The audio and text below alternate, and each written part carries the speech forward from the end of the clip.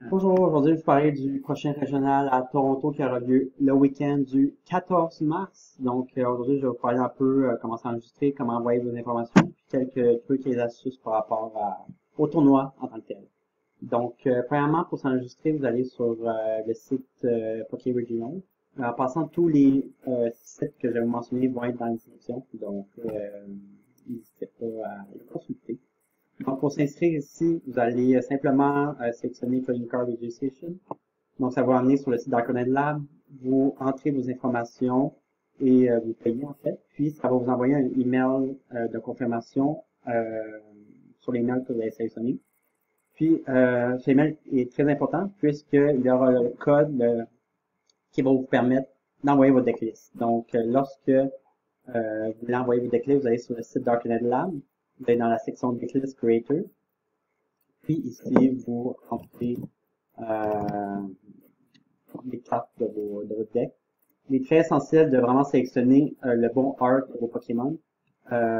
Pour les supporters, les items, les énergies, c'est vraiment pas grave lequel que vous choisissez, mais pour les Pokémon, c'est vraiment très important afin d'éviter des erreurs de decklist.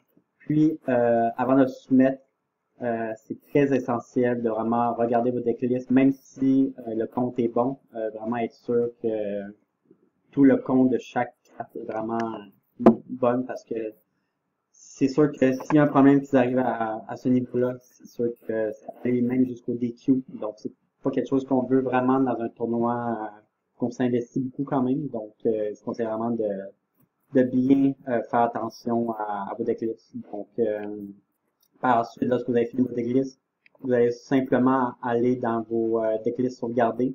Donc, ici, vous avez Expanded Standard. Donc, après ça, lorsque vous voulez submit un decklist, vous allez simplement cliquer sur submit, puis ça va vous donner le choix des événements qui sont disponibles. Donc, présentement, il n'est pas Toronto, mais d'ici la semaine prochaine, c'est sûr qui va l'avoir. Donc, puis si vous voulez être sûr que vous envoyez votre decklist, vous pouvez toujours aller vérifier le Live Booster.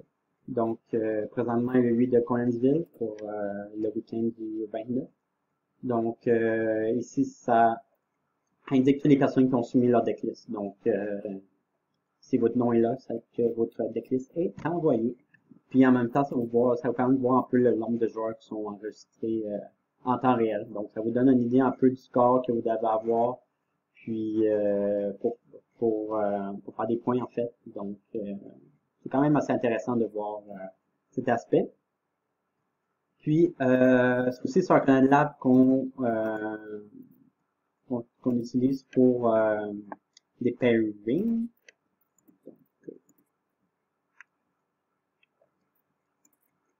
Pour les pairings. Donc, lorsque le tournoi va commencer, vous allez avoir les noms du tournoi ici. Simplement cliquer sur Live Pairing, comme ça vous permet de voir à chaque round contre quel adversaire que vous jouez. Puis en même temps, ça vous permet de voir un peu l'historique de vos adversaires. Donc, non seulement votre historique de match, en fait, mais aussi le score de vos adversaires. Donc, ça permet un peu de voir comment vos adversaires performent, puis un peu évaluer vos tablés. Alors, ça va être un tournoi, en fait, de 9 rounds. Pour faire des tout, ça prend 19 points, donc 6 victoires, 2 défaites, puis une égalité. C'est sûr qu'il y a aussi l'option de faire des points en tant que tel. Donc, top 64 pour faire 50 points, par exemple, puis une demi-booster également, ou top 128 qui donne uniquement les points. Donc, si vous voulez un peu en savoir plus sur la structure des prix et des points, vous allez sur le site officiel de Pokémon dans la section régionale.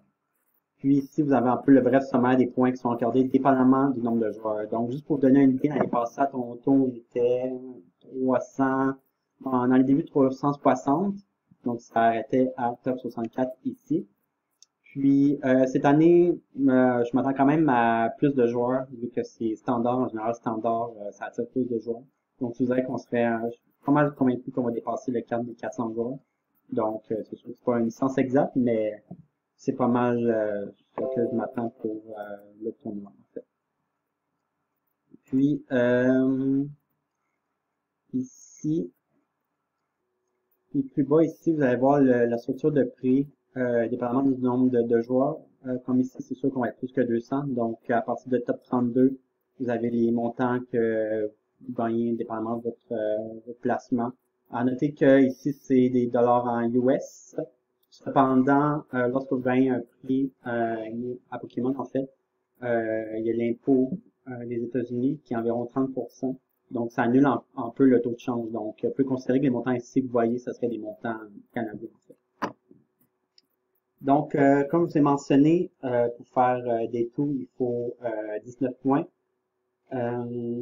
Donc, ça inclut environ un tie.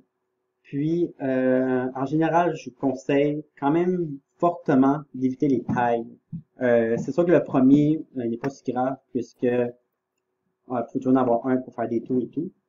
Mais vous direz que les autres tailles que vous allez avoir durant le tournoi est pas mal considéré comme des défaites en fait. Parce que un taille donne seulement un point, puis une victoire 3 points.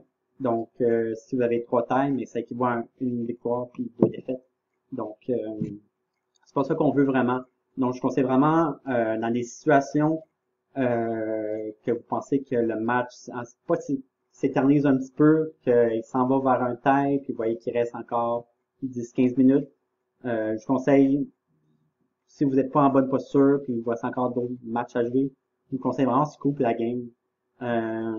C'est vraiment mieux d'avoir une chance sur 2 environ de gagner le match que simplement prendre l'égalité. Donc, c'est vraiment quelque chose qu'on essaie d'éviter. C'est sûr qu'on n'a pas de contrôle non plus sur le match en tant que tel, mais c'est ce qui arrive souvent à les personnes qui sont pas vraiment habituées de faire des événements de ce genre. Vu que c'est des meilleurs de 3 en 50 minutes, souvent c'est pas le genre de structure qu'on est habitué. Donc, il y a quand même beaucoup de personnes qui ont des tailles, donc je conseille vraiment d'éviter le plus possible d'en avoir pour prendre le risque d'avoir une victoire ou une défaite, tandis que simplement un point. Donc, un petit conseil que je vous donne. Puis en passant, les tiebreakers, Day One, sincèrement, ça sert à rien, presque.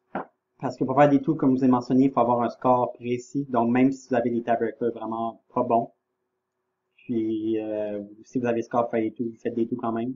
La seule situation où que les tiebreakers pourraient changer quelque chose, ça serait dans la situation ici, entre les points de 464 puis 128, mais c'est vraiment une situation assez rare, je vous dirais. Donc, en passant pour l'Arena de Toronto, environ pour faire top 64, ça serait 6 victoires, 3 défaites. Puis 128, si on est plus que 400 joueurs, ça pourrait aller, si on est chanceux, même 5 victoires, 4 défaites. Mais ça, c'est pas sûr à 100%, vous faites top 128. Mais je dirais 5 victoires, 4 défaites. Si on est plus que 400 joueurs, ça devrait faire le top 128. Puis si vous réussissez à faire le top 64, comme je l'ai mentionné, vous avez un demi-booster, donc tant mieux. Puis si vous faites des tours, vous avez la chance d'avoir pas mal de prix si vous performez bien en deuxième journée. Donc, pour la préparation, en fait, je conseille beaucoup de dormir. C'est vraiment essentiel. Dormir. C'est sûr que playtest votre deck, il connaît votre deck et tout, mais la veille, ça sert absolument à rien de playtest jusqu'à 2h, 3h du matin. C'est possible vraiment de dormir le plus tôt possible.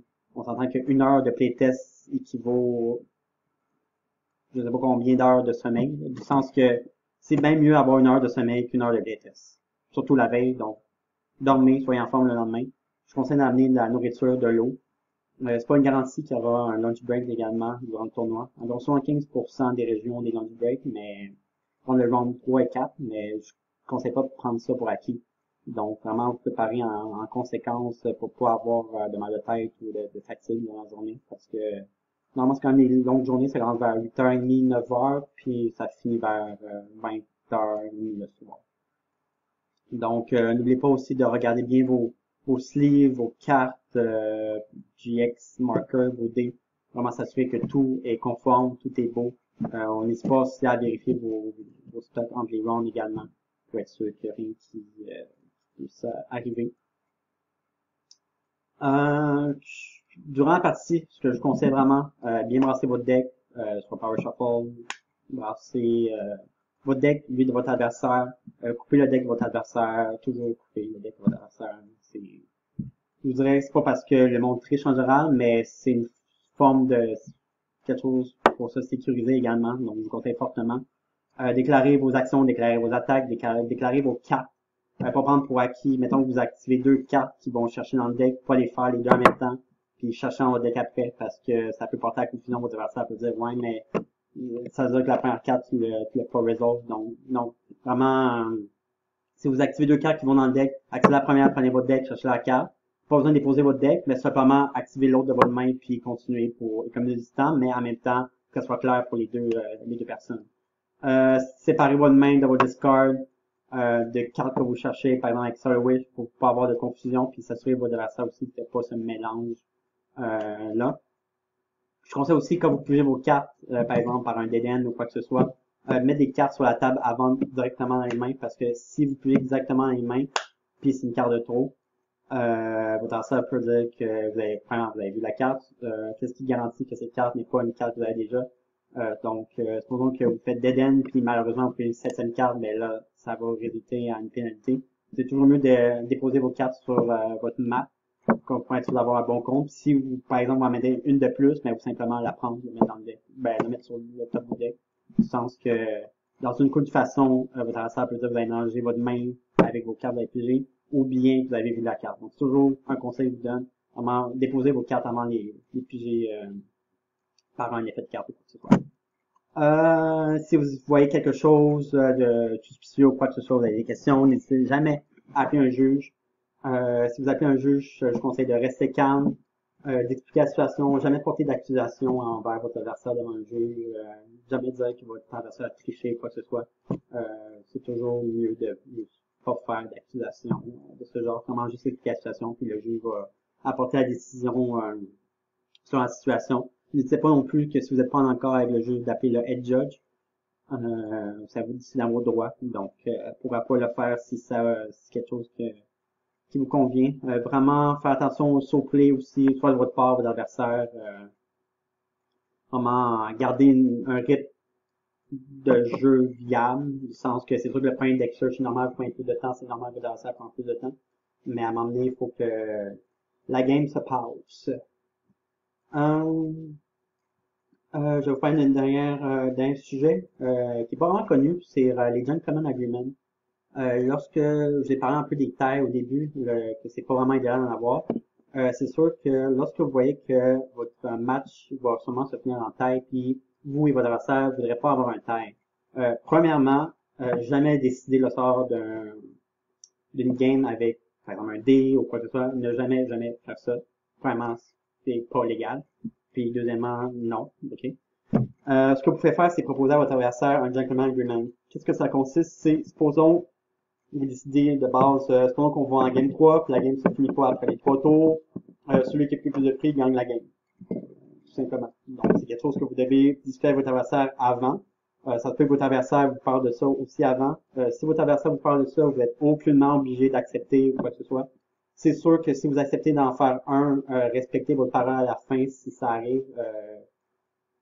C'est vraiment une question de respecter vos paroles. Puis prenez pas pour acquis que votre adversaire va pas respecter sa parole. Normalement, je dirais quasiment 100% des joueurs vont le respecter. Mais c'est quelque chose qui vaut la peine d'être considéré lorsque la situation survient. Puis comme je vous ai mentionné au début, vraiment pas décider le match d'une façon aléatoire parce que ceci est interdit. Puis en gros, écoute, j'espère que ces conseils vont appeler en fait. Puis l'important vraiment dans ce genre d'événement, c'est avoir du fun, faire un voyage avec ses amis, avoir une bonne expérience. C'est sûr que la région est une bonne région également.